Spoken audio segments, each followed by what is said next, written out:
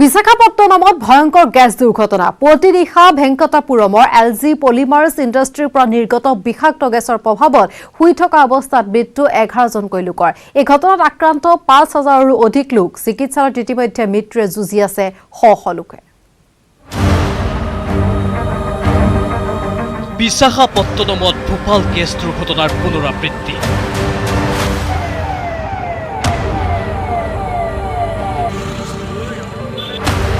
11 জনৰ মৃত্যু আক্ৰান্ত 5000ৰো অধিক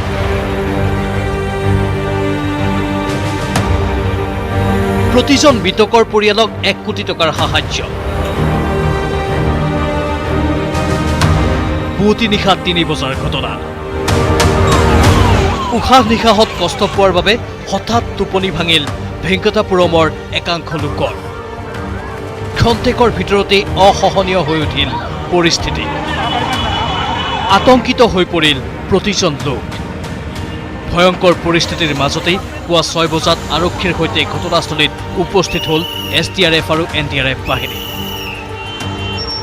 যুদ্ধকালীন তৎপৰতাৰে আৰম্ভ হ'ল 6 কিলোমিটাৰ ব্যাসাৰ্ধত থকা লোকসকলক স্থানান্তৰ কৰাৰ প্ৰক্ৰিয়া তেতিয়াহে লোকসকলে জানিব পাৰিলে প্ৰকৃত ঘটনা ভেংকটাপুৰমৰ LG পলিমাৰ্ছ ইণ্ডাষ্ট্ৰীৰ পৰা নিৰ্গত হৈছে বিষাক্ত গেছ শুই থকা অৱস্থাতেই বিষাক্ত গেছৰ প্ৰভাৱত মৃত্যু হ'ল 11জন লোকৰ আক্ৰান্ত হৈছে 5000ৰো অধিক লোক চিকিৎসালয়ত মৃত্যুৰে যুঁজিছে শ লোকে লকডাউনৰ বাবে 45 দিন বন্ধ হৈ আছিল LG পলিমাৰ্ছ ইণ্ডাষ্ট্ৰী মঙলবাৰে পুৱা কাৰখানাটো খোলাৰ যোজা কৰি থাকোঁতেই নিৰ্গত হ'বলৈ ধৰিলে বিষাক্ত গেছ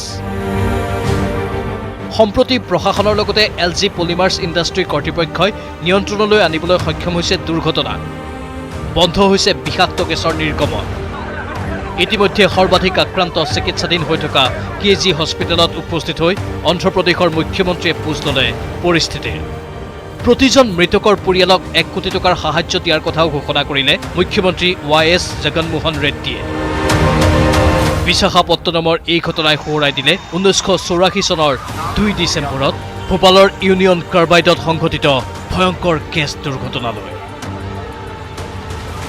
য'ত নিহত হৈছিল কেইবা হাজাৰ লোক news desk report news 18 Assam north east নিজামুদ্দিনৰ পিছত এবাৰ বহিৰাজ্যৰ পৰা উভতা লোকৰ দেহত ধৰা পৰিছে মাৰাত্মক কৰোনা ভাইৰাছ দুদিনত অসমলৈ উভতা দুজনৰ দেহত চিনাক্ত হৈছে কৰোনা বাহিৰৰ পৰা অহা লোকৰ শৰীৰত কৰোনাৰ অৱস্থিতিয়ে মাতিছে অশনি শংকা বহিৰাজ্যৰ পৰা অসমলৈ আহি আছে লাখ লাখ লোক এই সকল লোকে মাতিব নেকি ভয়ংকৰ বিপদ দুদিনত অসমলৈ উভতা দুজনৰ দেহত চিনাক্ত কৰোনা ভাইৰাছ নিজামুদ্দিনৰ পিছত বহিৰাজ্যৰ ভিন্ন প্ৰান্তৰ পৰা অসমত আৰম্ভ সংক্ৰমণ এইবাৰ ৰাজস্থানৰ পৰা উভতি অহা এজন লোকৰ দেহত ধৰা পৰিল মহামাৰী কৰোনা আক্ৰান্ত লোকজন শোণিতপুৰৰ কাছুগাঁৱৰ ফৰিদুল ইছলাম শিলচৰত স্বাস্থ্য পৰীক্ষা কৰোঁতে ধৰা পৰিল ফৰিদুলৰ শৰীৰত কৰোনা ভাইৰাছৰ অৱস্থিতি এই লোকজন বাছযোগে ৰাজস্থানৰ আজমেৰৰ পৰা আহি বুধবাৰে উপস্থিত হৈছিল শিলচৰত লোকজনৰ লগত বাছখনত অসমলৈ আহিছিল আন 45 গৰাকী লোক নিশাই স্বাস্থ্য পৰীক্ষাৰ অন্তত হোম কোৱাৰেণ্টাইন কৰা হয় এই লোকসকলক কিন্তু দলটোৰ এজনৰ শৰীৰত কৰোনা ভাইৰাছ ধৰা পৰাৰ পিছতে সকলোকে অনা হয় শিলচৰৰ কোৱাৰেণ্টাইন চেণ্টাৰলৈ লকডাউনৰ বাবে ৰাজস্থানৰ আজমেৰ সহ বিভিন্ন ঠাইত আবদ্ধ হৈ পৰিছিল এই লোকসকল ৰাজস্থানৰ পৰা উভতি অহা এই লোকজন কোভিড-19 পজিটিভ ধৰা পৰাৰ পিছতে ৰাজ্যত 45 জনলৈ বৃদ্ধি কৰোনা সংক্ৰমিত লোকৰ সংখ্যা ৰাজস্থানৰ পৰা উভতি অহা সকলৰ এজনৰ কৰোনা সংক্ৰমণ ধৰা পৰাৰ পিছত কাছাৰ জিলা প্ৰশাসনে 13খন গাঁৱক কণ্টেইনমেণ্ট জোন হিচাপে ঘোষণা কৰিছে শিলচৰৰ বেৰেংগা তৃতীয় খণ্ড তাৰাপুৰ চতুৰ্থ খণ্ড চিৰুৱাকান্দি দুৰ্গানগৰ পঞ্চম খণ্ড দয়াপুৰ দ্বিতীয় খণ্ড মাখন নগৰ জিৰিঘাট দিদাৰখোজ দ্বিতীয় খণ্ড বাউৰিকান্দি দ্বিতীয় খণ্ড সৈয়দপুৰ পঞ্চম খণ্ড আৰু কাজিৰহৰ চতুৰ্থ খণ্ড গাঁৱক কণ্টেইনমেণ্ট জোন হিচাপে ঘোষণা। ৰাজস্থানৰ পৰা উভতি অহা ৪৫ যাত্ৰী এইকেইখন গাঁৱৰ বাসিন্দা। কিন্তু ৰাজস্থান ফেৰত ফৰিদুল ইছলামৰ শৰীৰত কৰোনাৰ অৱস্থিতিয়ে মাতিছে অশনি সংকেত। ফৰিদুলৰ পূৰ্বে মঙলবাৰে কোকৰাঝাৰৰ শ্ৰীৰামপুৰৰ বল্লমগুৰিৰ কৰোনা পজিটিভ ধৰা পৰা হাছান আলী শ্বেখ উভতি আহিছিল কোচবিহাৰৰ পৰা। কোচবিহাৰত মিস্ত্ৰীৰ কাম কৰিবলৈ গৈছিল হাছান আলী শ্বেখ। তৃতীয় পৰ্যায়ৰ লকডাউনত আন্তঃৰাজ্যিক যাতায়াত খুলি দিয়াৰ বাবে এতিয়া অসম মুলুকলৈ বাঢ়িছে প্ৰত্যাহ্বান, যাৰ পৰিপ্ৰেক্ষিতত অসমবাসী এতিয়া পূৰ্বতকৈ অধিক সতৰ্ক হোৱাৰ প্ৰয়োজন। কিয়নো পূৰ্বে ৩জন লোক আক্ৰান্তৰ সংস্পৰ্শলৈ অহা ৩৫ৰ পৰা ৪০ দিনৰ পিছতহে হৈছিল আক্ৰান্ত। সেয়ে বহিৰাজ্যৰ পৰা উভতি অহাসকলৰ লগতে তেওঁলোকৰ আত্মীয় স্বজন সতৰ্ক নহলে বিপদ অনিবাৰ্য। শিলচৰৰ পৰা অনিৰুদ্ধ লস্কৰৰ সহযোগত bureau report, news 18 Assam north east.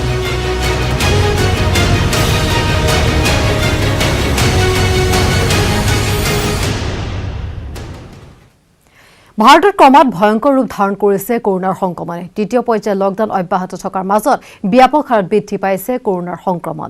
বিগত ২৪ ঘণ্টাত ৩৫৬১ জন লোক আক্ৰান্ত হোৱাৰ লগতে মৃত্যু হৈছে ৮৯ জনৰ।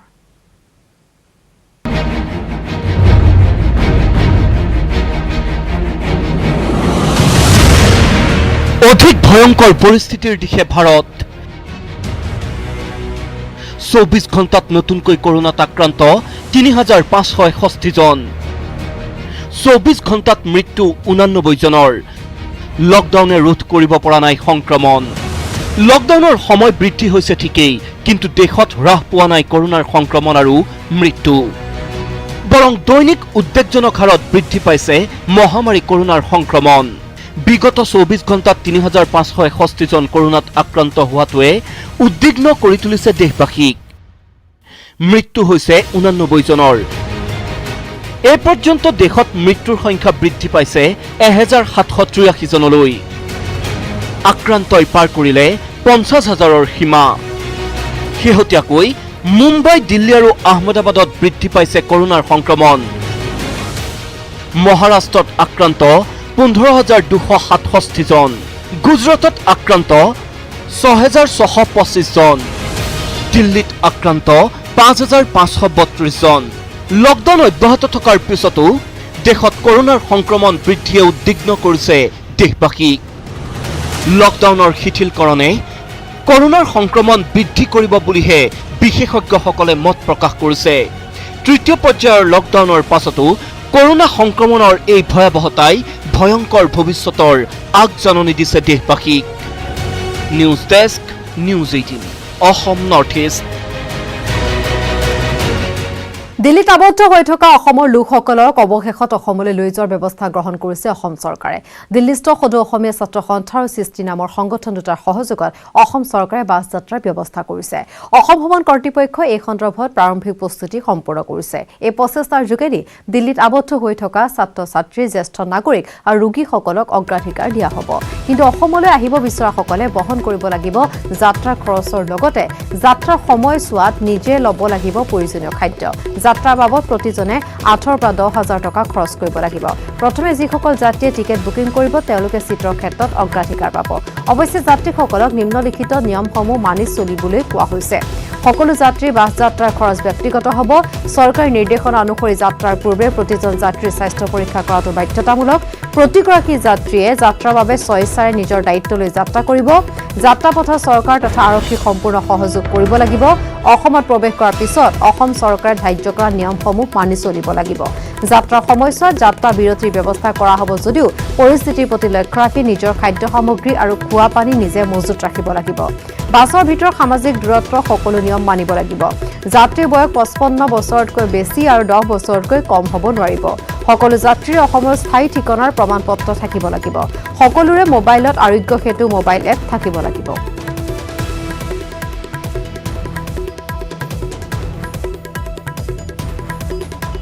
বহিৰাজ্যৰ পৰা অহা লোকে উদঙালে শ্ৰীৰামপুৰত স্বাস্থ্য পৰীক্ষাত হোৱা ভেকু ভাওনাৰ কথা। তামিলনাডুৰ পৰা অসমলৈ উভতা লোকৰ শ্ৰীৰামপুৰত 12 ঘণ্টাতকৈ অধিক গাড়ীৰ ভিতৰত বহুৱাই চৰম হাৰাশাস্তি কৰাৰ অভিযোগ। এই ঘটনাক লৈ নলবাৰী ঘগ্ৰাপাৰাত প্ৰতিবাদ সাব্যস্ত কৰিলে উভতি অহা যাত্ৰীসকলে। উত্তাল নলবাৰীৰ ঘগ্ৰাপাৰ বহিৰাজ্যৰ পৰা উভতি অহা লোকৰ প্ৰতিবাদ। প্ৰশাসনে চৰম হাৰাশাস্তি কৰাৰ অভিযোগ।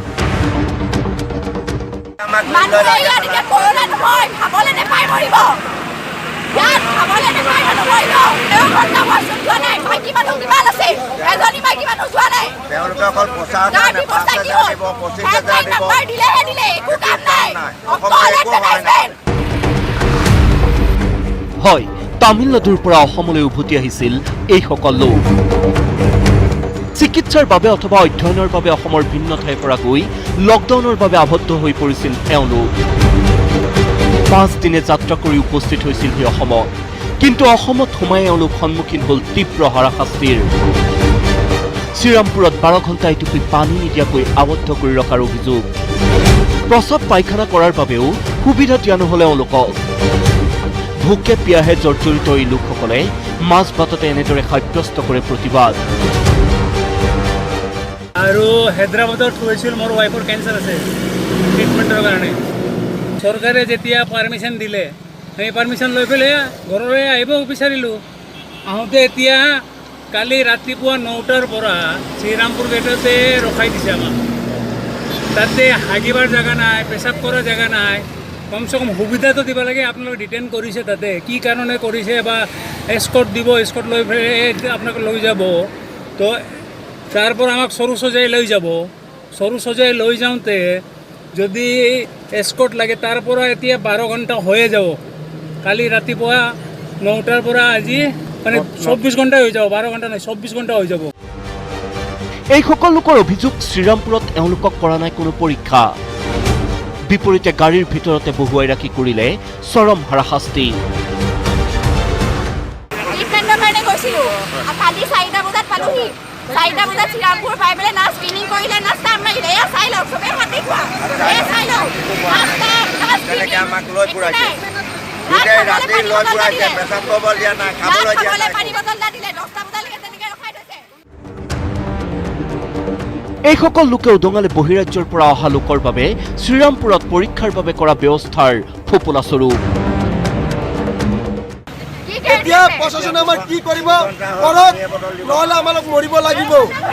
কাৰণ আমাৰ একো নাই, খোৱা নাই, পেটত কোনো নাই। আজি 5 দিন হ'ল শ্ৰীৰামপুৰ বৰ্ডাৰত একো আমাক দিয়া নাই, চিল মাৰা নাই, ই মাৰা নাই, একো নাই। বহিৰাজ্যৰ পৰা উভতা লোকৰ ক্ষেত্ৰত চৰকাৰ তথা প্ৰশাসনে প্ৰদৰ্শন কৰা চৰম দায়িত্বহীনতাই সৃষ্টি কৰিছে তীব্ৰ প্ৰতিক্ৰিয়াৰ। নলবাৰীৰ পৰা ত্ৰিদীপ কলিতাৰ report, news 18 Assam north east. দীৰ্ঘদিনে আৰক্ষীয়ে নোৱাৰিলে, অৱশেষত কৰোনাই ধৰা পেলালে মষ্ট ৱান্টেড চোৰক। ৰাজস্থানৰ আজমেৰৰ পৰা অহা শোণিতপুৰৰ ট্ৰাক হাইজেক চক্ৰৰ মাষ্টাৰ মাইণ্ড ফৰিদুল ইছলামৰ দেহত ধৰা পৰিল কৰোনা ভাইৰাছ। সম্প্ৰতি শিলচৰ মেডিকেল কলেজত কোৱাৰেণ্টাইন হৈ আছে ফৰিদুল ইছলাম। আৰক্ষীয়ে নোৱাৰিলে, কৰোনাই জালত পেলালে চোৰ। শিলচৰত শেহতীয়া কোভিড-19 আক্ৰান্তজন ধৰা পৰাৰ পাছতেই হোৱা দোৱা লাগিল শোণিতপুৰৰ ঠেলামৰাত। কৰোনা আক্ৰান্ত ফৰিদুল ইছলামৰ ঘৰত উপস্থিত হ'ল আৰক্ষী। গ্ৰহণ কৰিলে ফৰিদুলৰ পত্নীৰ ভাষ্য। আজমিৰ গৈছিলে। লকডাউনৰ আগত গৈছে। ফোন কৰিছে আগত মোক, ঘৰত অহাৰ পিছত মই যোগাযোগ নাই মোৰ লগত। শোণিতপুৰত ট্ৰাক হাইজেক চক্ৰৰ মাষ্টাৰ মাইণ্ড ফৰিদুল ইছলাম। কেইমাহমান পূৰ্বে আৰক্ষীৰ জালৰ পৰা পলায়ন কৰিছিল ফৰিদুলে। অৰুণাচলৰ কিবা কেছ এটাত মই বিচাৰিছিলোঁ, তাৰপিছতে তেতিয়া সি তাৰ বাইক থকাৰ কাৰণে আমি তাক ধৰিব নোৱাৰিলোঁ। সি লুংডিঙীয়া ৰাস্তাৰে গ'ল, আমাৰ গাড়ী নগ'ল, তথাপি আমি খেদিছিলোঁ। তেতিয়াৰ পৰা সি পলাতক হৈ আছিল। শিলচৰত সেইজন ফৰিদুলৰে গাত ধৰা পৰিল কৰোনা ভাইৰাছ। 45জন যাত্ৰীৰ সৈতে বাছেৰে ৰাজস্থানৰ আজমেৰৰ পৰা আহি শিলচৰত উপস্থিত হৈছিল ফৰিদুল ইছলাম। 60 ঘণ্টীয়া যাত্ৰাৰ পাছত ফৰিদুলৰ গাত ধৰা পৰিল কোভিড-19ৰ অৱস্থিতি। সম্প্ৰতি শিলচৰ মেডিকেল কলেজত কোৱাৰেণ্টাইন হৈ আছে ফৰিদুল ইছলাম। পৰৱৰ্তী পৰীক্ষাৰ ফলাফল নিগেটিভ হ'লেই শিলচৰৰ পৰা ফৰিদুলক ঠেলামৰালৈ আনিবলৈ তৎপৰ হৈছে আৰক্ষী। মষ্ট ৱান্টেড চোৰটোক নাকি লগাবলৈ এতিয়া আৰক্ষীয়ে খুলিছে পুৰণি গোচৰৰ সকলো ফাইল। তেওঁ বিভিন্ন চুৰি কেছত মানে জড়িত আছিলে, আমাৰ থানাৰ আণ্ডাৰত নাই, কিন্তু ঘৰটো যিহেতু ইয়াত কাগজ পাতি চব আমালৈ আহে, আমি গম পাওঁ যে সি অসমৰ অৰুণাচলৰ বিভিন্ন চুৰি মষ্ট ৱান্টেড। কৰোনাৰ বাবেই মাহৰ পাছত মাহ আৰক্ষীৰ চকুত ধূলি মাৰি পলাই থকা মষ্ট ৱান্টেড চোৰ ধৰা পৰা ঘটনাই সম্প্ৰতি চৰ্চাৰ বিষয় হৈ পৰিছে শোণিতপুৰ জিলাত। মিছামাৰীৰ পৰা Haren Bhumij, news 18 Assam north east. এইবাৰ উচ্চতৰ মাধ্যমিক চূড়ান্ত হাইস্কুল শিক্ষান্ত পৰীক্ষাৰ মাৰ্কশ্বিট প্ৰদান কৰা নহয়। সেৱাৰ শিক্ষা সংসদে প্ৰদান কৰিব ডিজিটেল মাৰ্কশ্বিট। ডিজিটেল মাৰ্কশ্বিটৰ ভিত্তিত হ'ব নামভৰ্তি। অনলাইনৰ যোগেদি হ'ব বিনামূলীয়া নামভৰ্তি। হাইস্কুল শিক্ষান্ত আৰু উচ্চতৰ মাধ্যমিক চূড়ান্ত বৰ্ষৰ ক্ষেত্ৰত আমি জনাইছোঁ যে এইবাৰ মাৰ্কশ্বিট ডিজিটেল মাৰ্কশ্বিট প্ৰদান কৰা হ'ব আৰু বিনামূলীয়া নামভৰ্তি হ'ব। দ্বিতীয় বৰ্ষৰ শিক্ষাৰ্থীক 26 পৰা 28 মেলৈ প্ৰদান কৰা হ'ব কিতাপ। সংবাদমেলত এই মন্তব্য কৰিছে শিক্ষামন্ত্ৰী ডক্টৰ হিমন্ত বিশ্ব শৰ্মাই।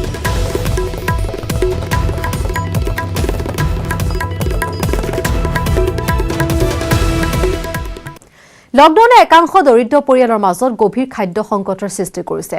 এনে সময়ত দৰিদ্ৰৰ বাবে আবণ্টিত চৰকাৰী সাহায্যৰ চাউল আৰু ধন বিতৰণত সংঘটিত হৈছে ব্যাপক অনিয়ম।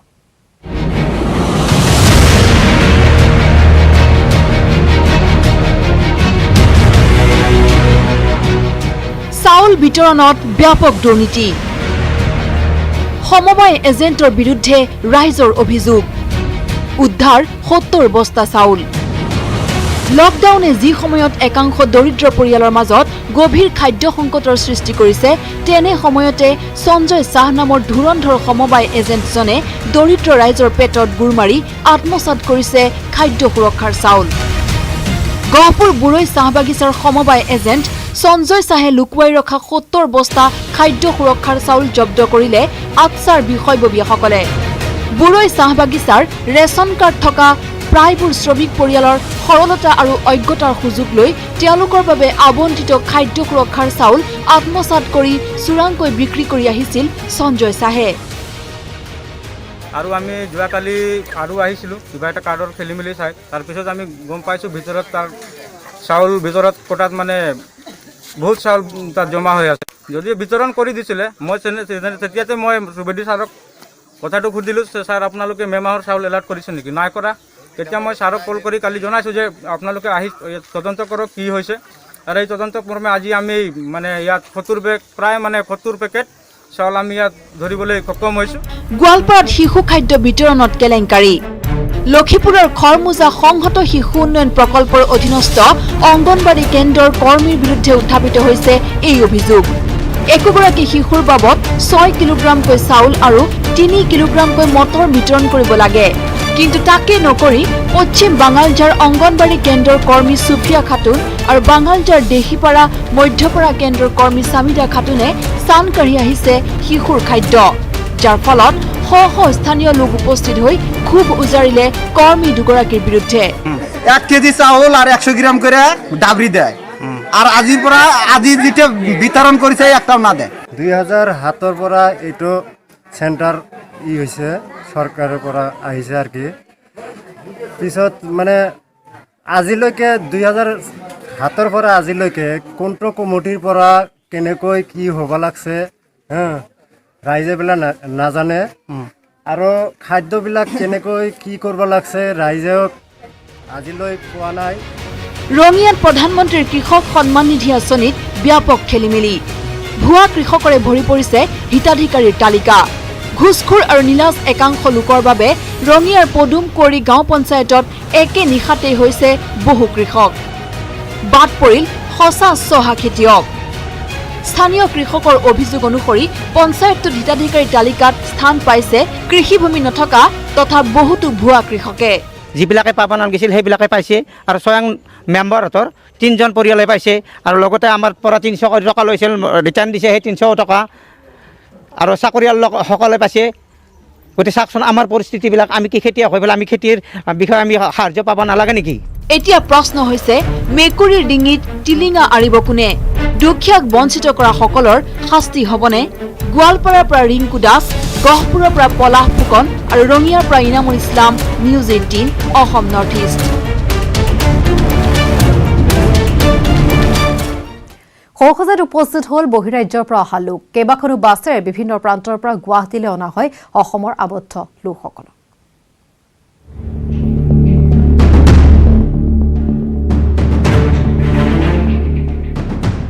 আৰম্ভ হৈছে বহিৰাজ্যত আবদ্ধসকলৰ অসমলৈ উভতনি যাত্ৰা সৰুসজাইত দেখা গ'ল শাৰী শাৰী বহিৰাজ্যৰ পৰা অহা গাড়ী এজন এজনকৈ বহিৰাজ্যৰ পৰা অহা সকলোৰে সৰুসজাইতে কৰা হয় স্বাস্থ্য পৰীক্ষা আৰু সৰুসজাইত উপস্থিত হৈ এই সকলো দিশ পৰ্যবেক্ষণ কৰিলে খুদ স্বাস্থ্য মন্ত্ৰী ডক্টৰ হিমন্ত বিশ্ব শৰ্মাই সৰুসজাইত ইতিমধ্যে কোৱাৰেণ্টাইনত থকা লোকৰ সংখ্যা বৃদ্ধি হোৱাৰ প্ৰতি লক্ষ্য ৰাখি শীঘ্ৰে মহানগৰীৰ নেহেৰু ষ্টেডিয়ামেও ৰূপ ল'ব পাৰে কোৱাৰেণ্টাইন চেণ্টাৰৰ এই ইংগিত দি মন্ত্ৰী হিমন্ত বিশ্ব শৰ্মাৰ মন্তব্য আটাইতকৈ কঠিন সময়ত আমি এতিয়াহে ভৰি দিছো আজি তাকে চিন্তা কৰি আছো পৰিৱেশটো লক্ষ্য কৰি আছো হয়তো তেনেকুৱা ধৰণে নেহেৰু ষ্টেডিয়ামতো যোৱাৰ প্ৰয়োজনীয়তা আহিব পাৰে কাৰণ এতিয়া আমি আটাইতকৈ কঠিন সময়খিনিত এতিয়াহে আমি ভৰি দিছো বহিৰাজ্যৰ পৰা অহা গাড়ীসমূহ সৰুসজাইত প্ৰৱেশ কৰাৰ পিছতে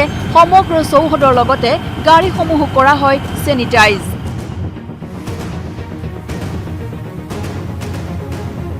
বুধবাৰে নিশা অহা এই বাহনসমূহৰ মাজৰ পৰা পলায়ন কৰিছিল 3খন বাছ ইয়াৰ প্ৰতিক্ৰিয়া ব্যক্ত কৰি হিমন্ত বিশ্ব শৰ্মাৰ ঘোষণা এতিয়াৰে পৰা শ্ৰীৰামপুৰত কৰা হৈছে কটকটীয়া ব্যৱস্থা যাতে কোনো পলায়ন কৰিব নোৱাৰে তাৰ বাবে শ্ৰীৰামপুৰতে ৰাখি থোৱা হ'ব বহিৰাজ্যৰ পৰা অহা বাছৰ চালক হেণ্ডিমেনৰ নথিপত্ৰ বহুত গাড়ী মাজত আহি থাকোঁতে পলাই গৈছে যোৱাকালি আকৌ ৰাতি তেওঁলোকক আমি ধৰি আনিব লগা হৈছে টাইমটো ঘৰত সোমাই গ'ল এতিয়া আমি আজি নাই এতিয়া আমি নিয়ম কৰিছোঁ যে ড্ৰাইভাৰ হেণ্ডিমেনৰ লাইচেন্স ৰেজিষ্ট্ৰেশ্যন কাৰ্ড আমি শ্ৰীৰামপুৰত ৰাখি দিওঁ যদি সেইবোৰ ৰাখি দিয়ে তেতিয়া তেওঁলোক নপলায় ইয়াত আহি পৰা ইয়াৰ পৰা চহী লৈ গ'লে ঘূৰি যাওঁতে তেওঁলোকে আকৌ তাতে কাগজ কিনে উল্লেখ্য যে 14 দিন কোৱাৰেণ্টাইনত থকাৰ পাছতহে নিজ নিজ ঘৰলৈ যাবলৈ দিয়া হ'ব এইসকল বহিৰাজ্যৰ পৰা অহা লোকক কেমেৰাত বিপ্লৱ পালৰ সহযোগত Gunjan Kalita news 18 Assam north east মহল্লাৰ বিতৰ্কিত প্ৰবক্তা ৰূপাৰণী কাণ্ডৰ নতুন মূৰ ৰূপাৰণী এজাহাৰ ভিত্তিত গ্ৰেপ্তাৰ কৰা হৈছে জমছেৰ আলী নামৰ এজন ব্যক্তিক ফেচবুকত ৰূপাৰণীৰ বিৰুদ্ধে আপত্তিজনক মন্তব্য কৰা অভিযোগ জমছেৰ আলীক মঙলদৈ চিজেম আদালতত হাজিৰ কৰা হৈছে জমছেৰ আলীৰ ঘৰ চিৰাং জিলাৰ কাৱাটি কাকা পুনৰবাৰ জনা বিচাৰিছো মঙলদৈ বিতৰ্কিত প্ৰবক্তা ৰূপাৰণী কাণ্ডৰ নতুন মূৰ ৰূপাৰণীৰ এজাহাৰ ভিত্তিত গ্ৰেপ্তাৰ কৰা হৈছে জমছেৰ আলী নামৰ এজন ব্যক্তিক ফেচবুকত ৰূপাৰণীৰ বিৰুদ্ধে আপত্তিজনক মন্তব্য কৰাৰ অভিযোগ আৰু জমছেৰ আলীক ইতিমধ্যে মঙলদৈ চিজেম আদালতত হাজিৰ কৰোৱা হৈছে জমছেৰ আলীৰ ঘৰ চিৰাং জিলাৰ কাৱাটিকা গাঁৱত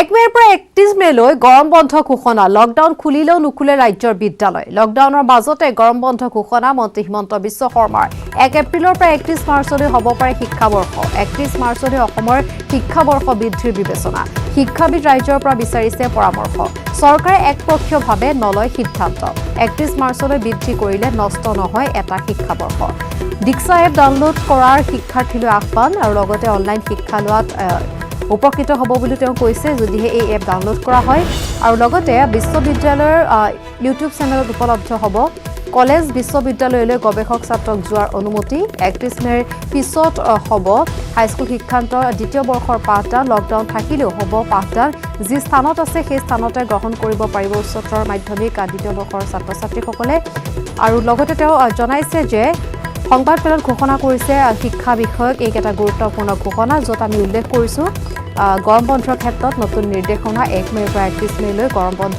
ঘোষণা কৰা হৈছে আৰু লগতে লকডাউন খুলিলেও ৰাজ্যৰ বিদ্যালয়সমূহ নুখুলে বুলি তেওঁ ঘোষণা কৰিছে।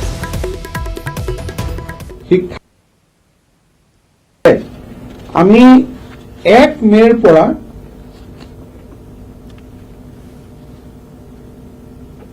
31 মেলৈ গৰম বন্ধ আমি ঘোষণা কৰিছো।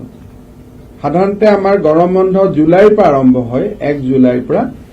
এই বছৰ আমি সিদ্ধান্ত লৈছো যে 15 তাৰিখৰ পিছত লকডাউন খুলিলেও স্কুল কলেজ খুলিলেও আমাৰ স্কুল কলেজ নুখুলে 31 মেলৈকে আমাৰ সামাৰ ভেকেশন চলি থাকিব, যাতে এই ক্ৰাইচিছৰ মাজতে আমাৰ সামাৰ ভেকেশনটো এডজাষ্ট হৈ যায়। সো 1 মেৰ পৰা আমাৰ সামাৰ ভেকেশন আৰম্ভ হল আৰু 31 মেত আমাৰ সামাৰ ভেকেশন শেষ হ'ব। এইটো আমি নটিফাই কৰিছো আজিৰ পৰা। আগৰটো পৰামৰ্শ শিক্ষাবৰ্ষ 1 এপ্ৰিলৰ পৰা 31 মাৰ্চলৈকে কৰিব পাৰো নেকি, সেইটো আমি পৰামৰ্শ খুজিছো। কিন্তু 1 মেৰ পৰা 31 মেলৈকে আজিৰ পৰা আমি আনুষ্ঠানিকভাৱে গৰম বন্ধ ঘোষণা কৰিছো। দিল্লী চৰকাৰ, ৰাজস্থান চৰকাৰ, বহুকেইখন চৰকাৰে এই কামটো কৰিছে আৰু আমিও আজিৰ পৰা এমহীয়া গৰম বন্ধ আমি আৰম্ভ কৰিছো। এই বছৰ আমি যদি শিক্ষাবৰ্ষটো 31 মাৰ্চত শেষ কৰিব পাৰো ডিচেম্বৰৰ পৰিৱৰ্তে, তেতিয়াহ'লে আমাৰ এই লছখিনি কাভাৰ হৈ যায়। এই বছৰ যদি আমি একাডেমিক ইয়াৰটো 31 মাৰ্চলৈকে বঢ়াই দিব পাৰো, তেতিয়াহ'লে কোভিডৰ পিছতো আমাৰ ছাত্ৰ ছাত্ৰীসকলৰ বিশেষ ক্ষতি নহ'ব। কিন্তু চৰকাৰে একপক্ষীয় সিদ্ধান্ত ল'ব খোজা নাই, কাৰণ শিক্ষাই সকলোৰে জীৱনক স্পৰ্শ কৰে। মই এই ক্ষেত্ৰত সদাশয় ৰাইজৰ শিক্ষাবিদসকলৰ পৰামৰ্শ সেৱালৈ পোনপটীয়াকৈ আগবঢ়াবলৈ আমি অনুৰোধ কৰিছো, যাতে আমি অহা 15 দিন 20 দিন পিছত আমি এই ক্ষেত্ৰত এটা সিদ্ধান্ত গ্ৰহণ কৰিব পাৰো যে এই বন্ধৰ সময়ছোৱাতে বিশেষকৈ জুন মাহৰ মাজভাগত সেৱা আৰু কাউন্সিলে নিজৰ নিজৰ পৰীক্ষাৰ ফলাফল ঘোষণা কৰিব। এইবাৰ পৰীক্ষাৰ মাৰ্কশ্বিট আমি এতিয়াই নিদিওঁ, কাৰণ আমি বিচৰা নাই যে ল'ৰা ছোৱালীবোৰ স্কুলত মাৰ্কশ্বিট ল'বৰ কাৰণে আহক। যিটো আমি ডিজিটেল মাৰ্কশ্বিট আমি পঠাই দিম আৰু যিটো ডিজিটেল মাৰ্কশ্বিট ষ্টুডেণ্টে পাব, সেই ডিজিটেল মাৰ্কশ্বিটৰ ওপৰতে কলেজত এডমিশ্যন হ'ব। ডিজিটেল মাৰ্কশ্বিটৰ ওপৰতে সকলোৱে এডমিশ্যন আমাৰ ল'ব পাৰিব। কলেজৰ এডমিশ্যনবিলাকো আমি নিয়ম মাফিক কৰিম। কলেজৰ এডমিশ্যনবিলাক অনলাইনত হ'ব এইবাৰ, আৰু এডমিশ্যন যিহেতু কাৰ্যতক বিনামূলীয়া হয়, গতিকে টকা পইচা দিয়াৰো কথা নাই। বৰঞ্চ অনলাইনৰ ফৰ্মখনতে এইবাৰ আমি তেওঁলোকৰ IFS কোড, বেংক নাম্বাৰ এইবিলাক আমি লৈ ল'ম, যাতে ভৱিষ্যতে তেওঁলোকক আমি কৰোনা বুলি যিখিনি আৰু সহায় কৰাৰ মন বান্ধি লৈছো ছাত্ৰ সমাজক, সেইখিনি যাতে আমি বেংকৰ ডিৰেক্ট ট্ৰেন্সফাৰৰ জৰিয়তে আমি কৰিব পাৰো। হায়াৰ ছেকেণ্ডাৰী যিসকল ল'ৰা ছোৱালী ছেকেণ্ড ইয়াৰ পালে, তেওঁলোকৰ এটা বহুত ডাঙৰ সমস্যা হৈছে যে তেওঁলোকে কিতাপ পত্ৰখিনি ল'ব পৰা নাই। আমি বিনামূলীয়া কিতাপ দিওঁ, এইকেইদিন আমাৰো প্ৰেছো বন্ধ, চব বন্ধ। হায়াৰ ছেকেণ্ডাৰী দ্বিতীয় বৰ্ষৰ ল'ৰা ছোৱালীয়ে কিতাপ কাগজ ল'ব পৰা নাই। এতিয়া আমি সিদ্ধান্ত লৈছো যে অহা 26 মেৰ পৰা 28 মেলৈকে এই 3 দিনত হায়াৰ ছেকেণ্ডাৰী ছেকেণ্ড ইয়াৰত পঢ়া ল'ৰা ছোৱালীবিলাকে সামাজিক দূৰত্ব মাস্ক পিন্ধি স্কুলত গৈ বা কলেজত গৈ তেওঁলোকৰ পাঠ্যপুথি সংগ্ৰহ কৰিব পাৰিব। ঘৰৰ কাৰোবাৰো যদি এটা মোবাইল থাকে, দীক্ষা এপটো যদি আমি ডাউনলোড কৰি লওঁ, তেতিয়াহ'লে আমি বৰ্তমান বিভিন্ন ভাষাত এই শিক্ষা আমি গ্ৰহণ কৰিব পাৰো। মই টেলিভিছনতো বিভিন্নজনক এই বিষয়ে অনুৰোধ কৰি আছো, আৰু আজি মই আকৌ এবাৰ সকলোকে অনুৰোধ কৰিম যে আপোনালোকে দীক্ষা এপ আপোনালোকে ডাউনলোড কৰক, কাৰণ এই দীক্ষা পৰ্টেলত যদি আমি ডাউনলোড কৰো, তেতিয়াহ'লে বঙালী, অসমীয়া, বড়ো বিভিন্ন ভাষাৰ মাধ্যমৰ শ্ৰেণীসমূহ সুন্দৰভাৱে আমি বুজিব পাৰো ঘৰত থাকি। গতিকে দীক্ষা পৰ্টেলটো মই ছাত্ৰ ছাত্ৰীসকলক ডাউনলোড কৰাবৰ বাবে অনুৰোধ কৰিম।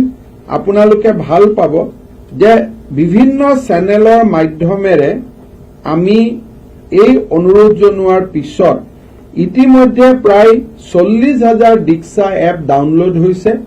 আজিৰ দিনত দীক্ষা এপ ডাউনলোড হোৱা সংখ্যা হ'ল 1,42,330। মই অনুৰোধ কৰিম যে আপোনালোকে অকণমান প্ৰচাৰ কৰিলে আমাৰ ছাত্ৰ সমাজে দীক্ষা পৰ্টেল ডাউনলোড কৰিলে তেওঁলোক বহুত উপকৃত হ'ব পাৰিব। অসম চৰকাৰৰ সমগ্ৰ শিক্ষা অভিযানে আৰম্ভ কৰা বিশ্ববিদ্যা অসম নামৰ ইউটিউব চেনেলৰ জৰিয়তেও আমি শিক্ষা দি আহিছো। এই শিক্ষাদানতো বৰ্তমান ভিউৱাৰ্ছ বাঢ়িছে। যোৱাকালি প্ৰায় 40,000 ছাত্ৰ ছাত্ৰীয়ে ইয়াত অংশগ্ৰহণ কৰিছে। মই দীক্ষা আৰু বিশ্ববিদ্যা অসম এই দুইটাৰ সহায় ল'বলৈ আমি ছাত্ৰ ছাত্ৰীসকলক অনুৰোধ কৰিম। হোম কোৱাৰেণ্টাইনত থকা অৱস্থাত বাক্সাত এজন লোকৰ মৃত্যু। বিনা চিকিৎসাই মৃত্যু হোৱা লোকজনক পৰীক্ষা নকৰাকৈ সৎকাৰ কৰিলে প্ৰশাসনে। আৰু এই সমগ্ৰ ঘটনাক লৈ আতংকিত হৈ পৰিছে বাক্সাৰ শালবাৰী ৰাইজ। বিনা চিকিৎসাই হোম কোৱাৰেণ্টাইনত থকা লোকৰ মৃত্যু। হোম কোৱাৰেণ্টাইনতে এৰাতি পৰি থাকিল মৃতদেহ। স্বাস্থ্য পৰীক্ষা নকৰাকৈ জেচিবিৰে প্ৰশাসনে পুতি থলে মৃতদেহ। স্বাস্থ্য বিভাগৰ নিৰ্দেশত 17 দিন পূৰ্বে হোম কোৱাৰেণ্টাইন হৈছিল জ্বৰ কাহত ভুগি থকা বাক্সাৰ আনন্দ বজাৰৰ শংকৰ বৰ্মন। 17টা দিনত লোকজনৰ খবৰ নললে কোনো এজন ডাক্তৰ, নাৰ্ছ কিংবা আৰক্ষীয়ে। বুধবাৰে নিশা অকলশৰীয়া অৱস্থাতে মৃত্যুৰ ওচৰত হাৰ মানিলে শংকৰ বৰ্মনে। লোকজনৰ মৃত্যুৰ পাছতে হাহাকাৰ লাগিল শালবাৰীত। আতংকিত হৈ পৰিল পৰিয়ালৰ লগতে প্ৰতিজন চুবুৰীয়া। এৰাতি পৰি থকাৰ পাছতো মৃতদেহ সৎকাৰ কৰাৰ সাহস গোটাব নোৱাৰিলে কোনেও। স্বাস্থ্য পৰীক্ষা কৰি মৃত শংকৰ বৰ্মনৰ মৃত্যুৰ কাৰণ উদ্ধাৰ কৰিবলৈ প্ৰশাসনক আহ্বান জনালে স্থানীয় লোকে। একদিন ডাক্তৰ আহি পিছত কিবাকিনি ঔষধ লিখি দিছে। লিখি দিওঁতে পিছত অলপমান 2 দিনমান ভাল পাইছিল। ভাল পোৱাৰ পিছত আৰু সিয়াৰ অসুখটো বেছি হৈ গৈছে। একদম উশাহটো ল'বাই পৰা নাছিল। কাহটো একদম জেংকে ফেলে দেখলি একদম আধা লাগি যায়। তাৰপিছত আশাকো গৈছিল একদিন, আশায়ো অহা নাই। আৰু একদিনো খবৰো লোৱা নাই। মই ডাক্তৰটো তাতে 2 দিন ফোন কৰিছোঁ। ডাক্তৰে কৈছে কি কালি যাম, একদিন কৈছে সোমবাৰে যাম, একদিন কৈছে বৃহস্পতিবাৰে যাম। 2 দিনৰ ভিতৰত একদিনো অহা নাই। কিন্তু কাৰো আহ্বানলৈ কাণ নিদি বৃহস্পতিবাৰে দুপৰীয়া জেচিবিৰে উলিয়াই আনি সৎকাৰ কৰিলে শংকৰ বৰ্মনৰ মৃতদেহ। পৰীক্ষা নকৰাৰ বাবেই লোকজনৰ মৃত্যুৰ কাৰণ সম্পৰ্কে নিশ্চিত নহল পৰিয়াল আৰু চুবুৰীয়া। কৰোনাত আক্ৰান্ত হৈ শংকৰ বৰ্মনৰ মৃত্যু হোৱাৰ সন্দেহত এতিয়া আতংকিত হৈ পৰিছে। সুস্থ অৱস্থাত শংকৰ বৰ্মনৰ সংস্পৰ্শলৈ অহা প্ৰতিজন লোক। ঘৰৰ ওচৰৰে মানুহ, তেখেতে ধুবুৰী টু বৰপেটা ৰোড গাড়ীৰ হেণ্ডিমেন আছিল। তেখেতে এনেকুৱা থকা অৱস্থাতে তেখেতৰ জ্বৰ কাহ চৰ্দি হৈছিল। তাৰপিছত তাৰ পৰা তেখেতে খোজকাঢ়ি ঘৰ আহি পাইছিল। এতিয়া আমি ওচৰৰ মানুহ, আমাৰতো বহুত ভয় লাগি আছে যে তেখেতৰ কৰোণাই হ'ল নেকি, কৰোণাতে মৃত্যু হ'ল নেকি। এতিয়া আমি ওচৰৰ মানুহবিলাক বহুত আতংক হৈ আছোঁ। বৰপেটা ৰোডৰ পৰা ধুবুৰীলৈ চলা এখন বাছত কণ্ডাক্টৰ হিচাপে কাম কৰিছিল শংকৰ বৰ্মনে। লকডাউনৰ বাবে বাটতে আবদ্ধ হৈ পৰা লোকজন উভতি আহিছিল 23 দিনৰ পূৰ্বে। তাৰ পাছতে অসুস্থ হৈ পৰা শংকৰ বৰ্মনৰ মৃত্যু হ'ল দুৰ্ভাগ্যজনক পৰিস্থিতিত।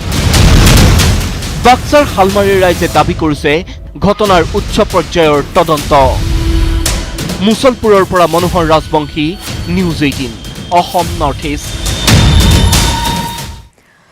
লকডাউনৰ মাজতে গোৱালপাৰা বগুৱান থানাৰ অন্তৰ্গত পৈতাৰিকাত সংঘটিত হৈছে এক নাৰকীয় ঘটনা। গৰু চুৰ সজাই 2জন যুৱকক লাইটৰ খুঁটাত বান্ধি প্ৰহাৰ কৰিলে একাংশ লোকে।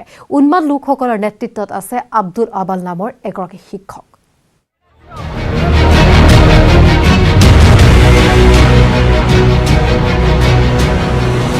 দেশত তৃতীয় পৰ্যায়ৰ লকডাউন চলি থকা সময়ৰ দৃশ্য এয়া। দৃশ্যটো গোৱালপাৰাৰ বগুৱান থানাৰ অন্তৰ্গত পৈতাৰী গাঁৱৰ। সামাজিক ব্যৱধান মানি চলাৰ নিৰ্দেশক ধোঁৱাচাঙত তুলি এইদৰে ওলাই আহিছে উন্মাদৰ দল। শুনিবলৈ আচৰিত যেন লাগিলেও এই লোকসকলৰ নেতৃত্বত আছে এগৰাকী শিক্ষক। নাম আব্দুল আবাল। আব্দুল আবালে গৰু চুৰ সজালে আনোৱাৰ চৰকাৰ আৰু মুজাহাৰ আলী নামৰ 2 যুৱকক। আব্দুল আবালৰ নিৰ্দেশত ওলাই অহা লোকসকলে লাইট পোষ্টত বান্ধি শাস্তি দিছে দুয়োকে। দুয়োজনৰে ওপৰত উন্মাদৰ দৰে জঁপিয়াই পৰিছে পৈতাৰী গাঁৱৰ একাংশ লোক। লাইট পোষ্টত বান্ধি দুয়োকে শাস্তি দিয়াৰ পাছতো ক্ষান্ত নাথাকিল শিক্ষক মহোদয়। আনোৱাৰৰ পত্নী আৰু কন্যাকো মাৰধৰ কৰাৰ অভিযোগ উঠিছে আব্দুল আবালৰ বিৰুদ্ধে। ইতিমধ্যে বগুৱান থানাত আনোৱাৰৰ পত্নীয়ে দাখিল কৰিছে এজাহাৰ। সেই এজাহাৰৰ পাছতেই ছ'চিয়েল মিডিয়াত ভাইৰেল হোৱা এই দৃশ্য পৰীক্ষা কৰি দোষীৰ সন্ধান কৰিছে বগুৱান আৰক্ষীয়ে। গোৱালপাৰাৰ পৰা Rinku Das, news 18 Assam north east.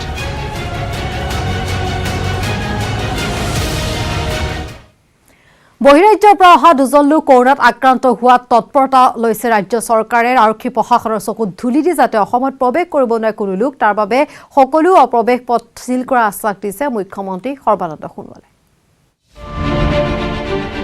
উন্মুক্ত সীমান্তই মাতিছে বিপদ। পশ্চিমবংগৰ পৰা অসমলৈ কৰোনাৰ সংক্ৰমণ। অসমত প্ৰৱেশৰ সকলো পথ চিল। আৰক্ষী প্ৰশাসনৰ চকুত ধূলি দি উপপথ নদী পথেৰে অসমত প্ৰৱেশ কৰিছে বহু লোকে। শ্ৰীৰামপুৰ আৰু বক্সিহাটত কটকটীয়া নিৰাপত্তাৰ পৰিৱৰ্তে ভিতৰুৱা পথত নাই কোনো নিৰাপত্তা। ধুবুৰী জিলাৰ অসম-বংগ সীমান্তৱৰ্তী পাকৰিগুৰি, বেলপাৰাচৰ আদি প্ৰায় 15টা ঠাই কৰিডৰ হিচাপে ব্যৱহাৰ কৰিছে বহিৰাজ্যৰ পৰা অহা অসমৰ শ্ৰমিক আৰু আন লোকসকলে। কোকৰাঝাৰ জিলাৰ গোসাইগাঁৱৰ গৰুমাৰা চৰকে আদি কৰি কেইবাটাও অঞ্চলেৰে বহিৰাজ্যৰ পৰা গোপনে শ্ৰমিক তথা আন লোকসকল সোমাইছে অসমত। পশ্চিমবংগ আৰু বহিৰাজ্য ধৰক বিহাৰ, ইউ পি, মহাৰাষ্ট্ৰ, ৰাজস্থান, গুজৰাট এইবোৰ ঠাইৰ পৰা অসমৰ যিবোৰ নিবনুৱা শ্ৰমিক তাত কাম কৰি আছিল, তেওঁলোকে লকডাউনৰ কাৰণে তাততো ৰখি আছিল।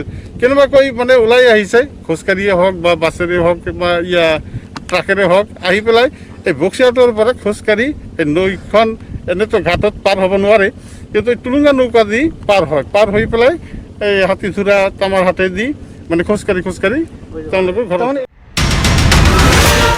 এই সন্দৰ্ভত নিউজ 18 অসম নৰ্থ ইষ্টত বাতৰি সম্প্ৰচাৰৰ পাছতে অসমত প্ৰৱেশৰ সকলো পথ চিল কৰাৰ আশ্বাস প্ৰদান কৰিছে মুখ্যমন্ত্ৰী সৰ্বানন্দ সোণোৱালে। বুধবাৰে আন্তঃৰাজ্যিক সীমান্ত ভ্ৰমণৰ সময়ত মুখ্যমন্ত্ৰীৰ মন্তব্য, ধুবুৰী জিলাৰ 15টা স্থানত আৰক্ষীয়ে পহৰাৰ ব্যৱস্থা কৰাৰ লগতে কোকৰাঝাৰত নদী পথ তথা উপপথসমূহত পহৰাৰ বাবে সীমা সুৰক্ষা বলৰ এটা কোম্পানী নিয়োজিত কৰা হৈছে। তামাৰহাটৰ পৰা শহীদুল হক আৰু ধুবুৰীৰ পৰা Jyotirmoy Chakraborty, news 18 Assam north east. লকডাউনৰ বাবে দীৰ্ঘদিন ধৰি বন্ধ হৈ আছে শিক্ষানুষ্ঠান। ঘৰতে পঢ়া শুনা কৰিবলগীয়া হৈছে শিক্ষাৰ্থীসকলে। অনলাইন যোগে বিদ্যালয় কৰ্তৃপক্ষই শিক্ষাদান কৰিছে ছাত্ৰ ছাত্ৰীক, কিন্তু দুখীয়া অভিভাৱকৰ বাবে অনলাইন শিক্ষা হৈ পৰিছে বিড়ম্বনা। স্মাৰ্টফোন নথকাৰ বাবে হুক হুকাই কান্দিলে নাজিৰাৰ 10ম শ্ৰেণীৰ ছাত্ৰী শেৱালীয়ে।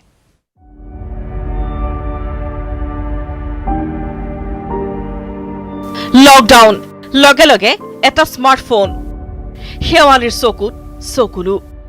দেশত কৰোনা ভাইৰাছৰ ভয়াৱহ মহামাৰীৰ বাবে প্ৰযোজ্য হ'ল প্ৰথম, দ্বিতীয়, তৃতীয় পৰ্যায়ৰ লকডাউন। লকডাউনৰ ফলশ্ৰুতিত শিক্ষাৰ পৰা বঞ্চিত হ'ব লগা হৈছে ছাত্ৰ ছাত্ৰী।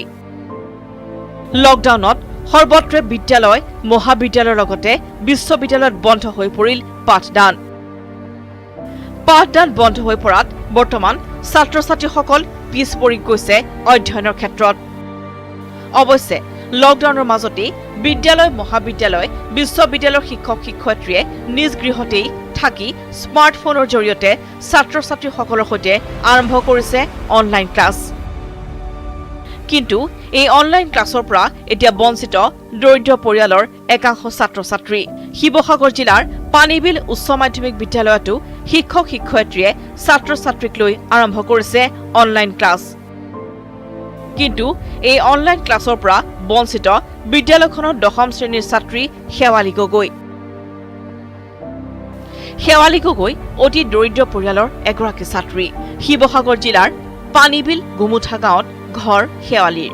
এটা স্মাৰ্টফোনৰ অভাৱত দৰিদ্ৰ পৰিয়ালৰ এইগৰাকী ছাত্ৰীয়ে অংশগ্ৰহণ কৰিব পৰা নাই বিদ্যালয়ৰ অনলাইন ক্লাছত। ফলত অত্যাৱশ্যকীয় টকাখিনিও অনলাইন ক্লাছৰ পৰা সংগ্ৰহ কৰিবলৈ অসমৰ্থ শেৱালি। আনফালে অহা বৰ্ষত শেৱালিয়ে অৱতীৰ্ণ হ'ব হাইস্কুল শিক্ষান্ত পৰীক্ষাত। নিজ ঘৰতে এতিয়া অধ্যয়নত ব্যস্ত শেৱালি। বিদ্যালয়ৰ শিক্ষক-শিক্ষয়িত্ৰীয়ে শেৱালিক ল'বলৈ কৈছে স্মাৰ্টফোন, কিন্তু শেৱালিৰ পৰিয়ালৰ নাই সেই সামৰ্থ্য।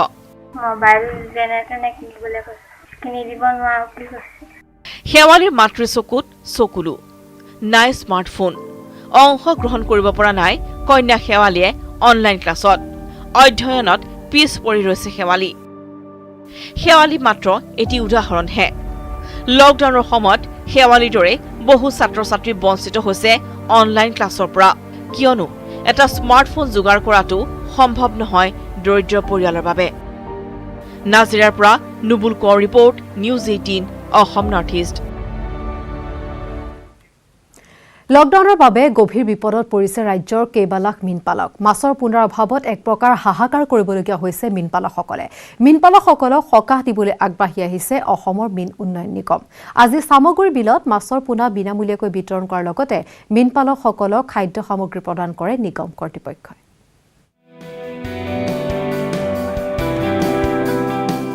লকডাউনত ক্ষতিগ্ৰস্ত ৰাজ্যৰ লক্ষ লক্ষ মীনপালক।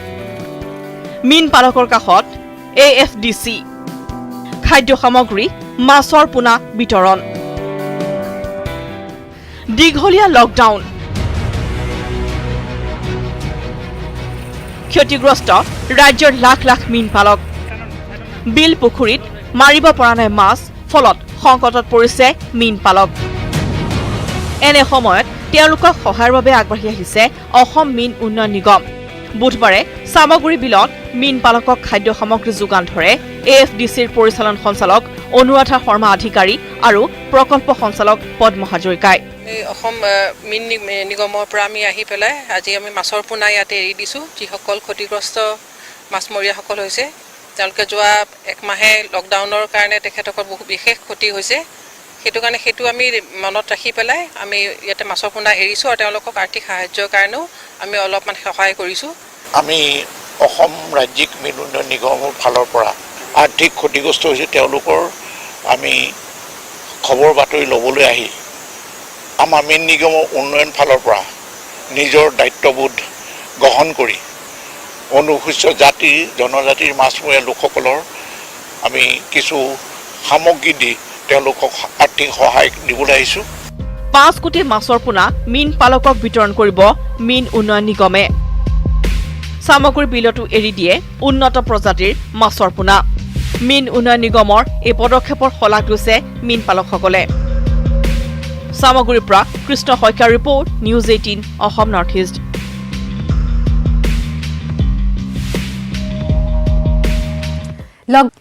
আজিৰ পৰা স্বদেশলৈ উভতিব লকডাউনৰ ফলত বিদেশত আবদ্ধ হৈ থকা লোকসকল। সম্পূৰ্ণ ব্যক্তিগত খৰচত বিমানৰ জাহাজে উভতাই অনা হ'ব আবদ্ধ লোকসকলক।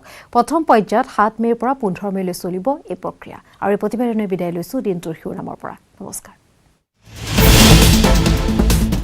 আজিৰে পৰা স্বদেশলৈ উভতিব বিদেশত আবদ্ধ ভাৰতীয়। 13খন দেশলৈ চলিব এয়াৰ ইণ্ডিয়াৰ 64খন বিমান। ভাৰতলৈ উভতাই অনা হ'ব 14,800 গৰাকী লোকক। কেৱল বিদেশত আবদ্ধ ভাৰতীয় নাগৰিকক উভতাই অনাই নহয়, ভাৰতত আবদ্ধ বিদেশী লোককো স্বদেশলৈ পঠিয়াবৰ বাবে ব্যৱস্থা গ্ৰহণ কৰিছে কেন্দ্ৰীয় অসামৰিক পৰিবহণ বিভাগে। ইতিমধ্যে এয়াৰ ইণ্ডিয়াই আমেৰিকা, ইংলেণ্ড, ছিংগাপুৰলৈ টিকটৰ বুকিং আৰম্ভ কৰিছে। মোদী চৰকাৰৰ বন্দে ভাৰত মিছনৰ অধীনত প্ৰথম পৰ্যায়ত 7 মে'ৰ পৰা 15 মে'লৈ চলিব এই প্ৰক্ৰিয়া। কেন্দ্ৰীয় অসামৰিক বিমান পৰিবহণ মন্ত্ৰী হৰদীপ পুৰীৰ মতে বৰ্তমানলৈ বিদেশত আবদ্ধ 2 লাখ ভাৰতীয়ই উভতি আহিবলৈ পঞ্জীয়ন কৰিছে। এই সংখ্যা শীঘ্ৰে দুগুণ হ'ব বুলিও জনায় মন্ত্ৰীগৰাকীয়ে। কেৱল বিমানেৰেই নহয়, জলপথেৰেও ভাৰতলৈ উভতাই অনা হ'ব আবদ্ধ লোকসকলক। ইতিমধ্যে মালদ্বীপত আবদ্ধ প্ৰায় 1000 লোকক উভতাই আনিবলৈ যাত্ৰা কৰিছে 2খন জাহাজে। সাজু হৈ আছে আন এখন জাহাজ। বিদেশত আবদ্ধ লোকসকলক উভতাই আনিবৰ বাবে কেন্দ্ৰীয় অসামৰিক পৰিবহণ বিভাগে ধাৰ্য কৰিছে কিছু নিৰ্দেশনা।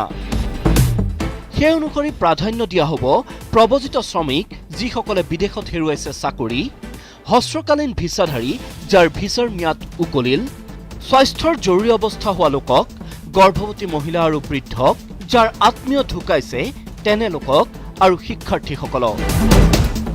এনে লোকসকলে কি কৰিব লাগিব স্বদেশলৈ উভতিবলৈ? আবদ্ধসকলে অসামৰিক পৰিবহণ বিভাগৰ পঞ্জীয়নৰ সময়ত দিব লাগিব সকলো তথ্য। ভ্ৰমণ ব্যয় যাত্ৰীসকলে নিজেই ভৰিব লাগিব। যাত্ৰাৰ পূৰ্বে ভাৰতত আহি 14 দিন কোৱাৰেণ্টাইনত থাকিব বুলি লিখিতভাৱে প্ৰতিশ্ৰুতি দিব লাগিব। যাত্ৰাৰ পূৰ্বে সকলোৰে স্বাস্থ্য পৰীক্ষা কৰা হ'ব। সুস্থ লোকসকলেহে উভতি আহিব পাৰিব ভাৰতলৈ। সকলো যাত্ৰীয়ে মোবাইলত ডাউনলোড কৰিব লাগিব আৰোগ্য সেতু এপ। অসামৰিক পৰিবহণ বিভাগৰ ৱেবছাইটত 2 দিন পূৰ্বে দিয়া হ'ব যাত্ৰাৰ জাননী। ভাৰতলৈ উভতি আহিবৰ বাবে বিমানৰ ভাড়াসমূহ হ'ব এনেধৰণৰ: লণ্ডনৰ পৰা মুম্বাইলৈ ইকনমিক ক্লাছত ৬২,৯৬০ টকা, লণ্ডনৰ পৰা মুম্বাইলৈ বিজনেছ ক্লাছত ভাড়া হ'ব ১,৭৫,৯২২ টকা, লণ্ডনৰ পৰা মুম্বাইলৈ ফাৰ্ষ্ট ক্লাছত ভাড়া হ'ব 2,30,000